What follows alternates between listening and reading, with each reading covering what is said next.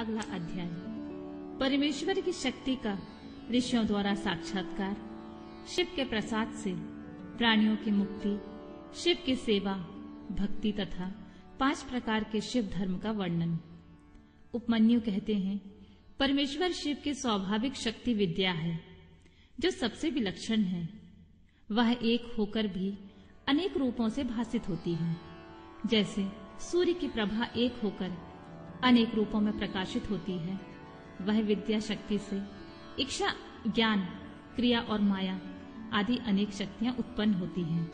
ठीक उसी तरह जैसे अग्नि से बहुत सी चिंगारियां प्रकट होती हैं, उसी से सदाशिव और ईश्वर आदि तथा विद्या और विद्येश्वर आदि पुरुष भी प्रकट हुए।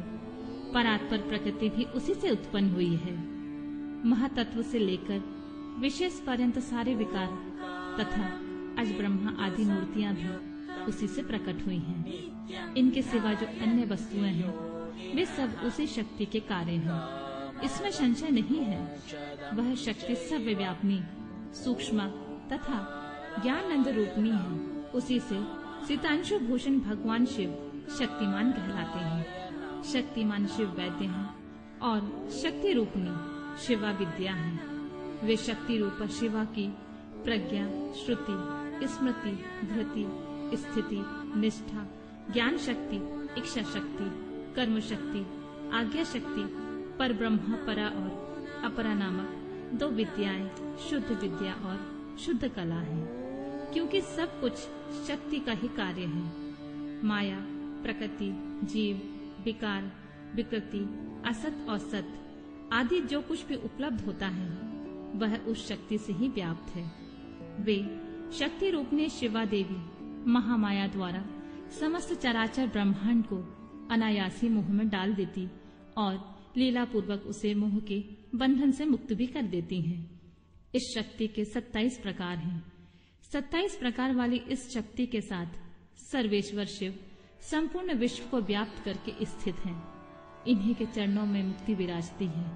पूर्व काल की बात है, संसार बंधन से छूटने की इच्छा वाले कुछ ब्रह्मवादी मुनियों के मन में यह संशय हुआ। वे परस्पर मिलकर यथार्थ रूप से विचार करने लगे, इस जगत का कारण क्या है, हम किससे उत्पन्न हुए हैं और किससे जीवन धारण करते हैं, हमारी प्रतिष्ठा कहाँ है, हमारा अधिष्ठाता कौन है, हम किसके सहयोग से सदा सुख में और दुख में रहते हैं, किसने इस विश्व की अलंघनीय व्यवस्था की है। यदि कहें काल, स्वभाव, नियति, निश्चित फल देने वाला कर्म और आकस्मिक घटना इसमें कारण हो तो यह कथन युक्ति संगत नहीं जान पड़ता।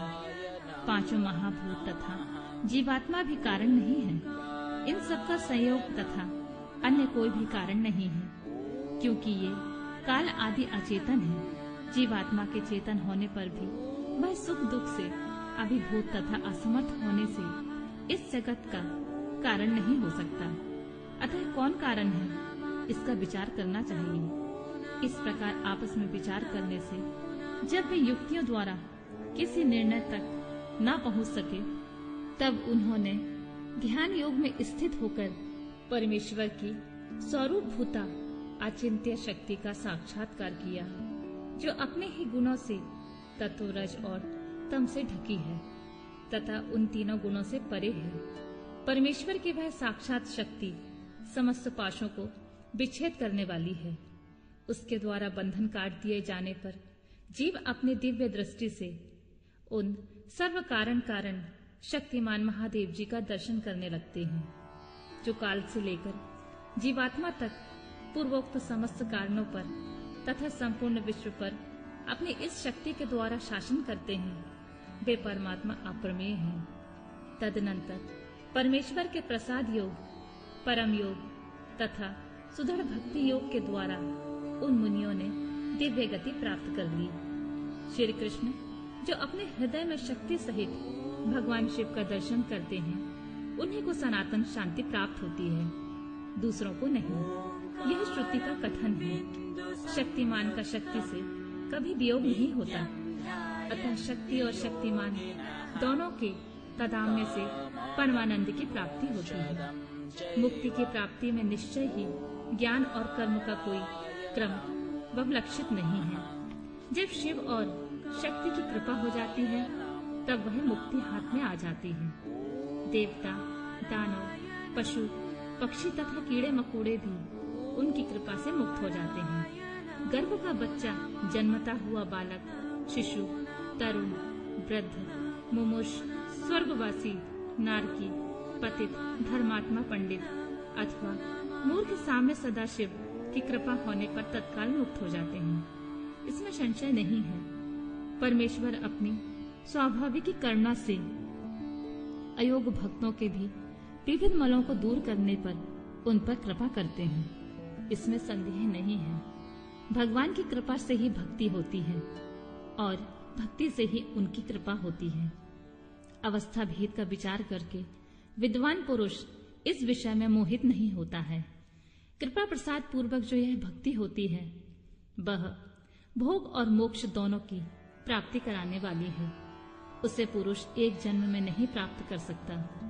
अनेक जन्मों तक श्रोत स्मार्त कर्मों का अनुष्ठान करके सिद्ध हुए विरक्त एवं ज्ञान संबंध पुरुषों पर महेश्वर प्रसन्न होते हैं और कृपा करते हैं।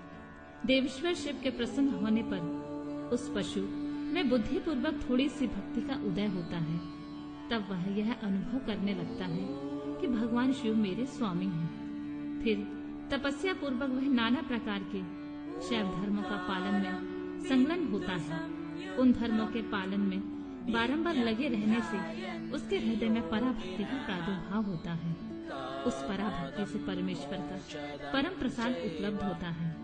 प्रसाद से संपूर्ण पापों का छुटकारा मिलता है और छुटकारा मिल जाने पर परमानंद की प्राप्ति होती है। जिस मनुष्य का भगवान शिव में थोड़ा सा भी भक्ति भाव है वह 3 जन्मों के बाद अवश्य मुक्त हो जाता है। उसे इस संसार में योनि यत्न पीड़ा नहीं सहनी पड़ती। चांगा और अनंगा जो सेवा है उसी को भक्ति कहते हैं। उसके फिर 3 भेद होते हैं, मानसिक, वाचिक और शारीरिक। शिव के रूप आदि का जो चिंतन है उसे मानसिक सेवा कहते हैं, जप आदि वाचिक सेवा है और पूजन आदि कर्म शारीरिक सेवा है। इन विविध साधनों से संपन्न होने वाली यह सेवा है, इसे शिव धर्म कहते हैं। परमात्मा शिव ने 5 प्रकार का शिव धर्म बताया है, तप, कर्म, जप, ध्यान और ज्ञान। लिंग पूजन आदि को कर्म कहते हैं। चंद्रायण आदि व्रत का नाम तप है। वाचिक, उपांशु और मानस 3 प्रकार का जो शिव मंत्र का अभ्यास है उसी को जप कहते हैं। शिव का चिंतन ही ध्यान कहलाता है तथा शिव संबंधी आगमों में जिस ज्ञान का वर्णन है उसी को यहाँ ज्ञान शब्द से कहा गया है। श्रीकंठ शिव ने शिवा के प्रति जिस ज्ञान का उपदेश दिया है वही शिवागम है। शिव के आश्रित जो भक्तजन हैं उन पर कृपा करके कल्याण के एकमात्र साधक इस ज्ञान का उपदेश किया गया है।